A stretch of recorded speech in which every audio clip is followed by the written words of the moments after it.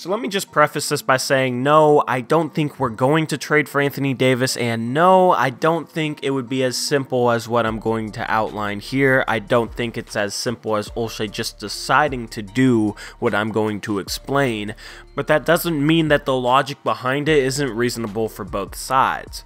Anthony Davis and Damian Lillard would be an insane duo to have. Damian Lillard was first team All-NBA last season. Anthony Davis is a consensus top 3 or 4 player in the league. Both were in the top 4 in MVP voting last year. Anthony Davis is friends with Damian Lillard off the court, and if the team was successful enough, trading for Anthony Davis would possibly be a lot like Oklahoma City trading for Paul George. Everybody thought Paul George was going to go to the Los Angeles Lakers, and he resigned with the Oklahoma City Thunder.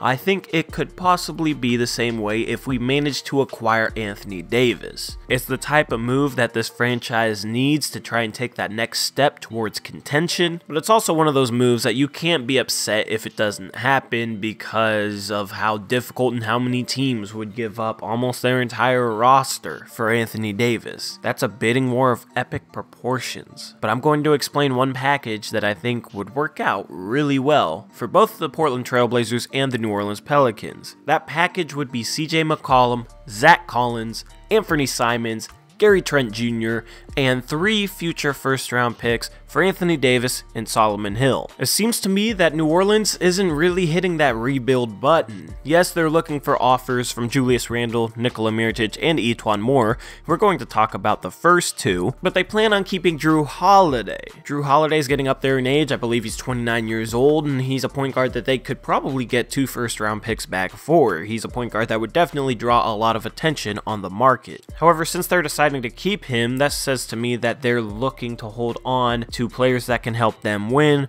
They're looking for players that are under contract long term. They want to remain competitive while probably also getting some young assets for Anthony Davis so that they can build towards the future at the same time. This package accomplishes both those things for the New Orleans Pelicans. I believe CJ McCollum would be a perfect fit next to Drew Holiday in the backcourt because Drew Holiday, although he's not great at it, he can play off the ball, and he's also a big defensive point guard. He could guard either guard position very, very well, so you could hide CJ McCollum on the worst of the 2 guards. He's also a point guard, so he could handle a lot of the distribution, a lot of the facilitating for the team, and CJ McCollum could just focus on being a scorer.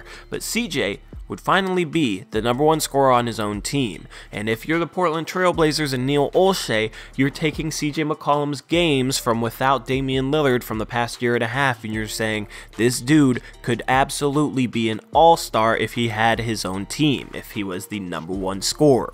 You look at Atlanta, he dropped a triple-double, so if he's the main option, if he has the ball in his hands more, you could probably make the case that he'd be a better passer, and he could get you 25, 26, 27 points per game. For the next couple years, I think CJ McCollum would be the most productive player that the New Orleans Pelicans could acquire. But then you also get a former top 10 pick in Zach Collins, a young big man who would definitely be able to get the minutes to develop his game. Anthony Simons as a high upside raw prospect that's still only 19 years old, and then Gary Trent is absolutely tearing up the G League right now, averaging something like 33 points per game. He's been the James Harden of the G League. I have to think if you throw that dude in a trade package, it definitely sweetens the deal because he looks absolutely legit right now. And I know he's playing against lesser competition, but I've never seen somebody get called down and do what he's been doing in the G League. And then of course you got the 3 future first-round picks.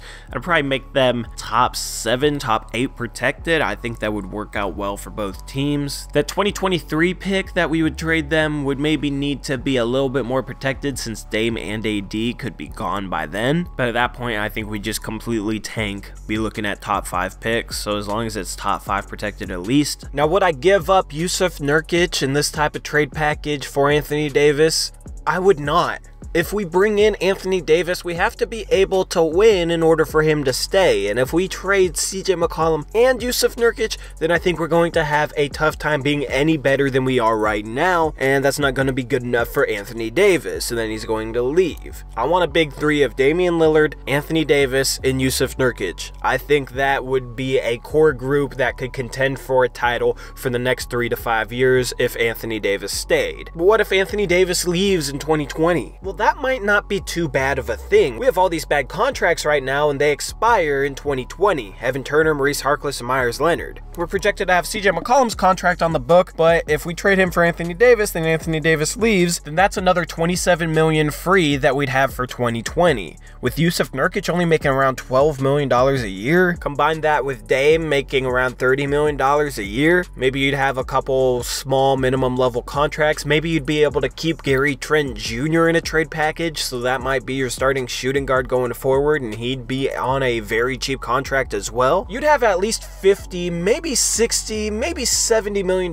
in cap space, depending on what the cap is, to be able to restock your team. It sucks that Anthony Davis left, but we'd be able to kind of build around Dame and Nurkic through free agency. Make smart signings this time, surround them with role players who fit their skill sets well, and we could still be a playoff team. Or if he leaves, we could possibly trade Nurkic and Damian Lillard and completely restart, which would suck, but at least we took a chance. Also, if we traded for AD before the trade deadline and then going into summer, we knew that he wasn't going to come back, then we could auction him off to other teams and replace assets. We could auction him off to the Boston Celtics, saying, okay, we'll take Jason Tatum and we'll take a couple first-round picks to restock our cupboard of first-round picks. Then we'd have Jason Tatum only on a rookie scale contract as a guy going forward who's probably a better fit for this lineup than CJ McCollum is and has legitimate star potential. We'd basically rent Anthony Davis for half a season, see if we can make some noise in the playoffs with him, and then we could trade him for assets, get younger, get probably even a little bit better, and then we can move forward from there. Of course, it's highly unlikely that New Orleans would accept that package that I laid forward, but maybe they're really high on CJ McCollum and Zach Collins and Anthony Simons. That's something we should definitely try to do, even if Anthony Davis might not resign. As far as other players go, I'm not a fan of Julius Randle because we won't be able to resign him. He's going to make around at least $15 million a year in the next summer, and he's only making $8 million a year this year, and it's only on a one-year contract, so we can only sign him for up to 120% of that. We could only re-sign him for up to $10 million a year unless we cleared out a ton of cap space. He's also not a shooter, so he wouldn't fit well because he wouldn't space the floor. He wouldn't be a great fit next to Nurkic for that reason. And then also he's regressed as a defender. Right now he's a very bad defender, so I don't like his fit, and his contract situation makes Julius Randle a no-go for me. As far as Nikola Mirotic goes, yes, he's a really good shooter. He absolutely crushed us in the postseason last season, so I know a lot of Blazer fans want him now,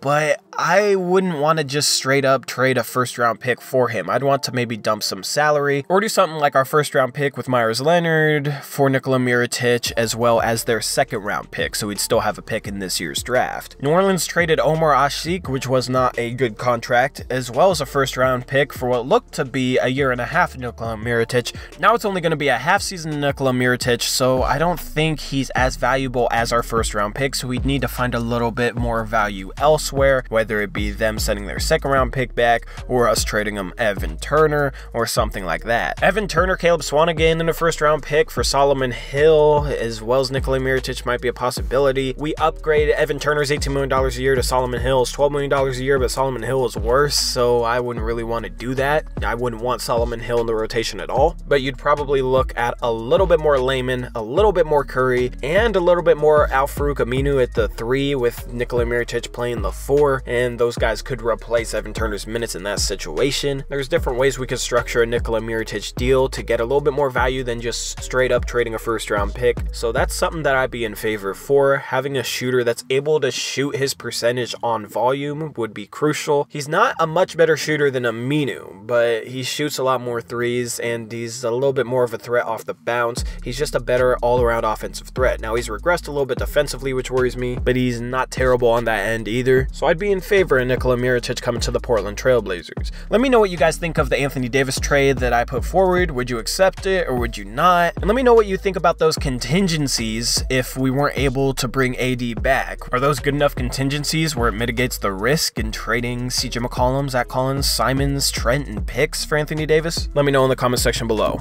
So anyway, that's all I got for now, true Blazer fans. I hope you guys are enjoying your weekend. If you guys are going to watch the Super Bowl, I hope you enjoy that too. All I gotta say is go Rams. And with that, I'm out of here. See you guys later. Go Blazers.